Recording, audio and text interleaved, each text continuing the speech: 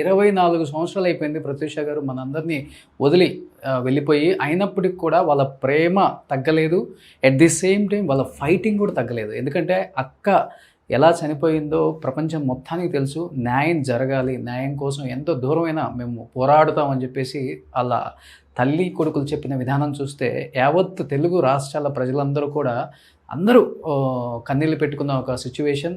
And తర్వాత Jubilee Hills elections టైంలో కూడా వాళ్ళ మదర్ వచ్చినప్పుడు సేమ్ ప్రత్యూష కేసు మేము మాట్లాడినప్పుడు డెఫినెట్గా సుప్రీంకోర్టులో అయితే మేము గెలుస్తామన్న ఒక నమ్మకం కూడా నాకుందని చెప్పేసి ఆమె చాలా గట్టిగా చెప్పారు. అదే ఈరోజు నిజమైంది.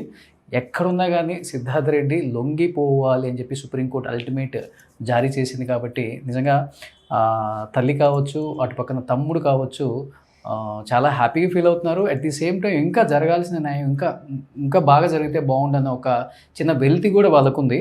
మనతో పాటు ప్రత్యూష బ్రదర్ ఉన్నారు. సో తనతో మాట్లాడి కనుక్కుందాం.